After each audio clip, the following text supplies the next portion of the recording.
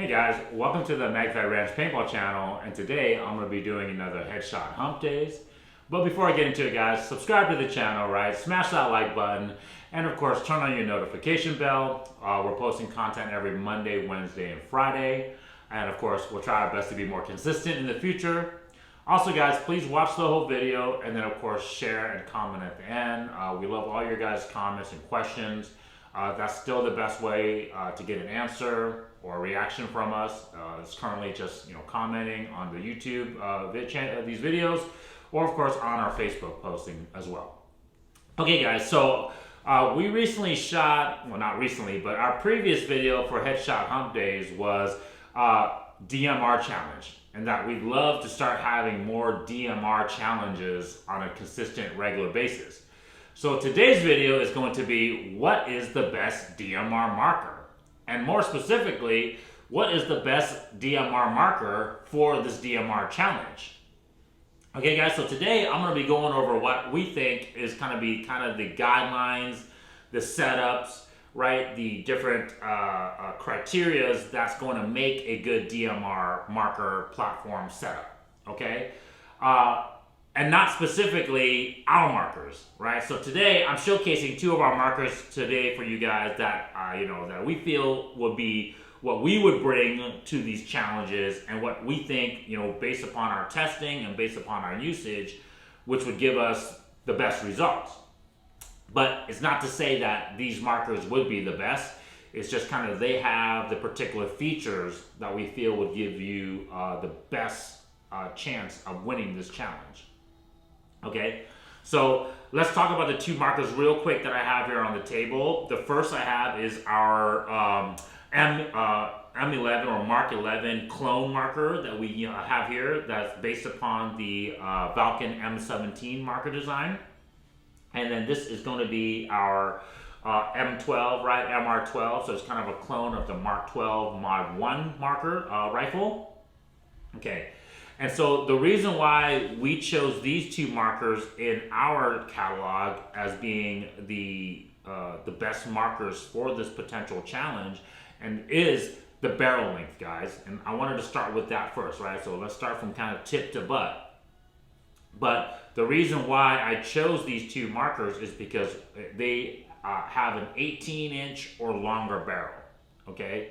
And in our testing, guys, and full disclosure, we haven't tested every barrel, right? We're very familiar with the Hammerhead one-shot barrels, and I've done testing before with the Lapco quote-unquote 14-inch barrel, which, as I've explained it to you guys already on past videos, that it's actually closer to 10 inches, right? And so it's this barrel right here, right? So even though it's stated as a 14-inch barrel, you can see that it's very similar to the 10-inch barrels, the Hammerhead 1-inch. Anyways, I measured them. They're 10 inches, guys, not really 14 inches, okay? And so in our testing, we've seen that the longer barrels have more accurate, consistent results, right? Accurate and precision results. Typically, an 80-yard group, you can get on average, right, with match grade ammo, 8 inches or less, right? And so that's going to be like a headshot or less group size on average with the longer barrels, 18 inches and longer, typically, okay? Another thing I really wanted to state out is I'm not going to, and this is, like I said, all hypothesis, guys, right? Until we have these challenges, which I really hope we have, and until we have these competitions to really prove which marker, which setup is the best, I personally think that a bolt action marker is not going to be the clear choice for this challenge, right? A semi-automatic platform like the T15, like the M17, EMF, right? A SAR 12 semi system is going to probably be the better platform for this challenge. So first off the bat, I'm excluding a lot of bolt action markers, right? Like the 468 DMR or the FS Scout, right? Or the SAR 12 bolt action out of this challenge, because I think a semi-auto accurized marker Because the way the challenge, right, if you guys go watch that video, the way the challenge would be set up, it would be that it's going to be a lot of targets at different varying, long distance ranges, right? But we're not talking like sniper challenge ranges, but you're going to have a lot of targets that you need to engage fast and accurately. And that's the key. It's not just 100% about accuracy, but it's also about efficiency. And so part of the challenge criteria is time. And so if you're having to obviously reload, that's going to cost you valuable time in this challenge. Okay, so I think a semi-auto platform is another thing that we have to consider. Barrel lengths, but like I was telling you guys, I'd love to see this challenge and see, what the shorter Lapco or Nemesis barrels can do. I know there's not a whole lot of information out there about the Quake barrels, for example. I really love to see different platforms with different barrels, with different tips, and different, obviously settings, right? Because we'll probably have a standardized maximum FPS setting, right? Let's say we maximize it at 300 feet per second, but who knows? Maybe a marker set up a certain way with a certain length barrel, with a certain optic, that's only set at 250 feet per second because of how consistent it is, maybe because the shooter, right? That's another variable that can come into play. Maybe the lower FPS correlates to better consistency. Anyways, guys, I would love to see that. But barrels, longer barrels is kind of what we're pushing for because our testing has proved that. And then semi-auto. Let's talk about magazines real quick. I would say those longer magazines, right? The 18-round magazines for both, or the 19-round magazines for the T15 or M17 is going to be the better choice than the shorty magazines. And once again, there's a couple reasons for that. Efficiency is one, right? There's going to be less reloads needed to complete this challenge. But more importantly, as I've talked about it in other videos, the reliability of the magazines are going to come into play, right? When it comes to any play, any gameplay, or any challenge. The shorter magazines tend to have a little bit more reliability issues. And so the longer magazines are going to be, like I said, in my hypothesis, the better choice to rock for this challenge, right? Less errors, that leads to better reliability and faster times and better accuracy because you don't have to mess with your marker. Okay, let's talk about the marker setups themselves. Now, I have a T15 here because I think it'll do okay in this challenge. And the reason for that, I say, is because accuracy is not the primary goal of this challenge, right? The T15 is not as consistent as the M17. I've talked about this before. In our testing, we've seen anywhere, a plus or minus 8 feet per second. It seems to be the average, but sometimes it can get up to 10 plus or minus feet per second. Whereas the M17 platform, it has it closer to plus or minus 5 feet per second. And so that consistency in the feet per second is going to create a better group size, specifically with the elevation changes, right? Because anytime you have a velocity fluctuation, you're either going to get a high shot or a low shot, depending on that difference in feet per second. And so because the M17 is more consistent, those groups will be tighter. So the M17 is going to be, in our opinion, probably the better platform. And this is the other thing too. Even though it is patterned out of an AR-10 platform, right, which is technically a bigger, as you guys can see here, the marker just looks bigger versus the T15 that is patterned after an AR-15 frame. Because it's polymer and it's not 100% metal, it actually weighs very similar, right? So both of these markers minus the optic weighs right about 6 pounds, right? So before the optic is installed, both of these markers weigh right at 6 pounds. So not heavy, but as you can see, even though the M17 looks bigger, it weighs about the same as the T15. And so if you're talking about efficiency, having to lug this thing around and move fast in this challenge, I don't think either one will be an issue with weight. but the consistency of the M17 will be a factor for sure.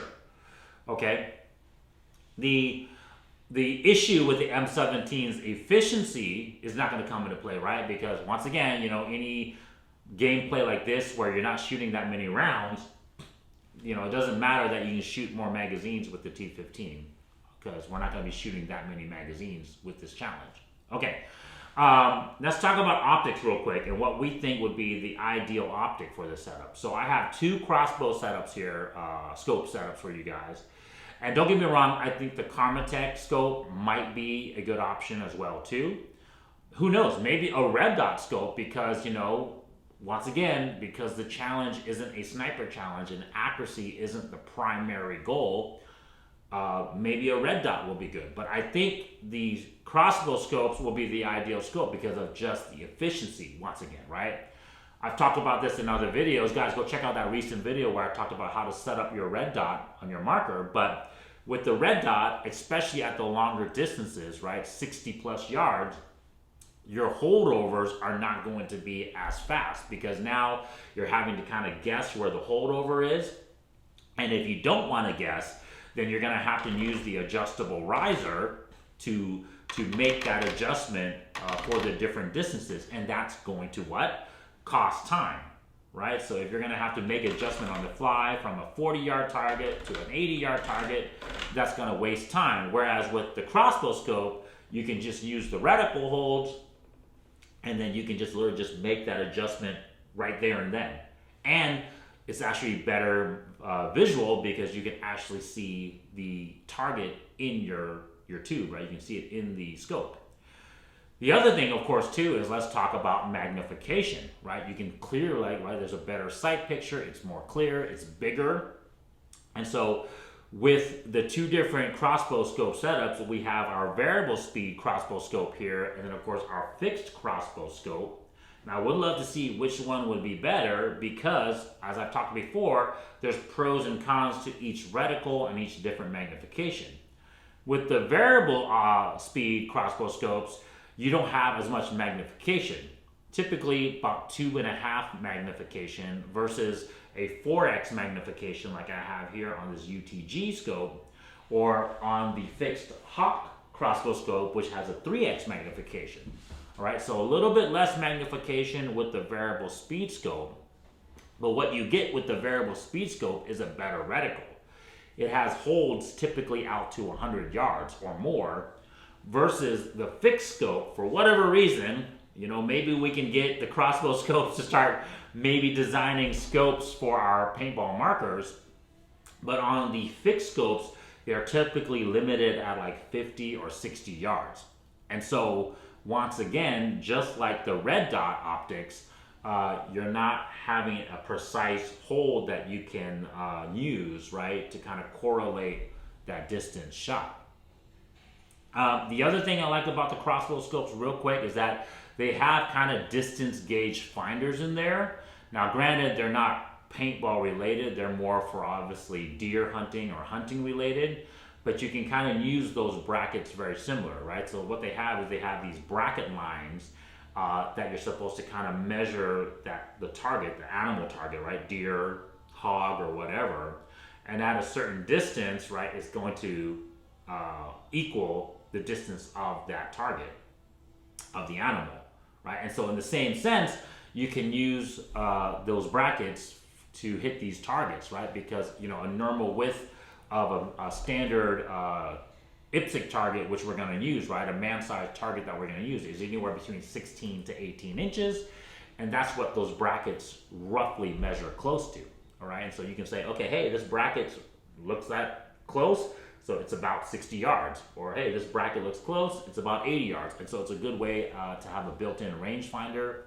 I know the Karmatech scope has a similar feature, but unfortunately on the Karmatech scope, anybody that's seen the reticle or used it, it has kind of these circles that are supposed to simulate the size of a head or goggles. And so in this challenge, DMR challenge, unless we set up specifically, head targets, right, like mannequin-like targets, that feature won't be as useful in this challenge.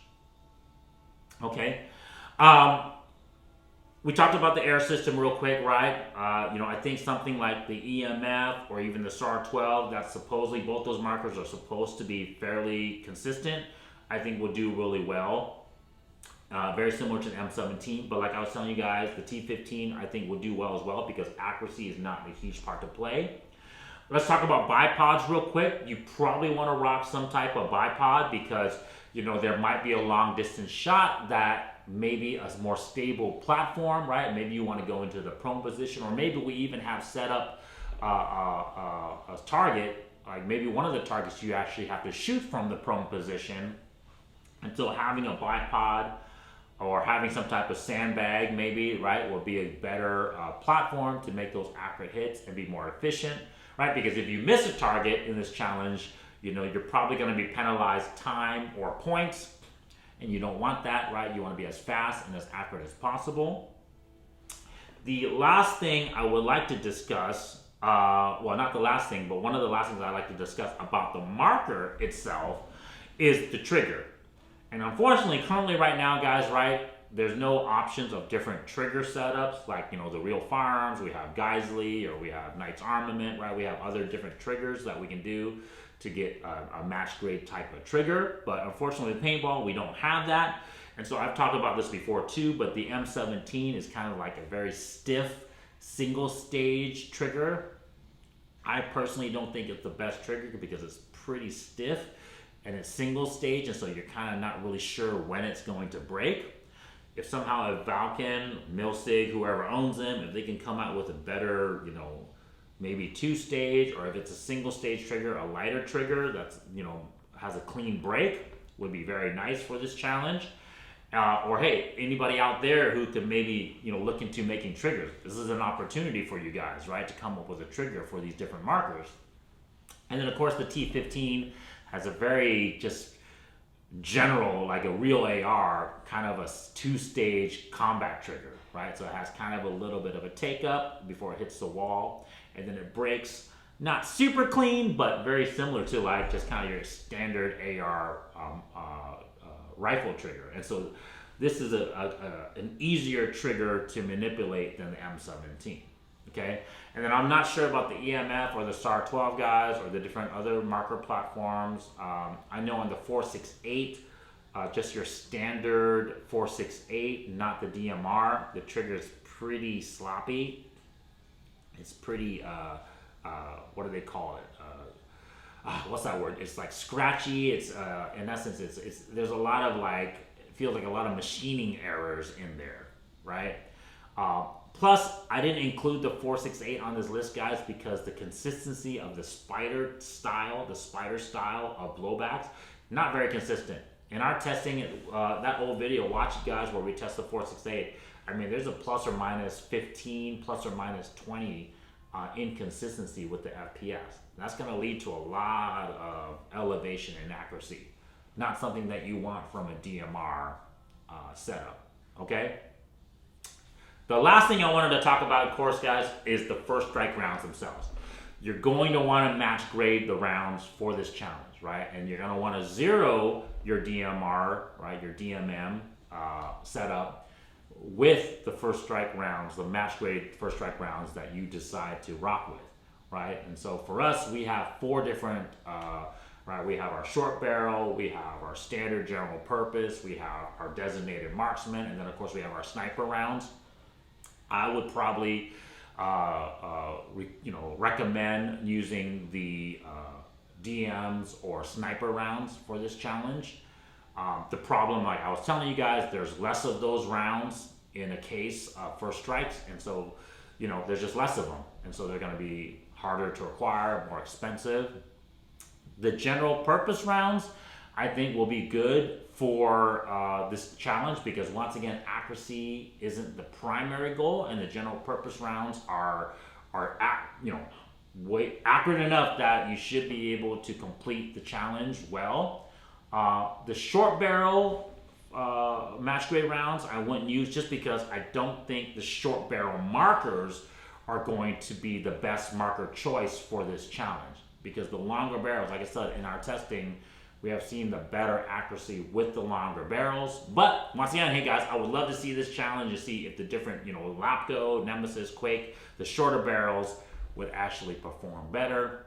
Or hey, maybe someone rocked a short hammerhead setup and maybe they're accurate enough with it. Maybe they're zero, maybe they're holdovers, they're experienced enough with their marker to complete the challenge and complete it fast because they have a lighter, shorter setup. Okay, guys?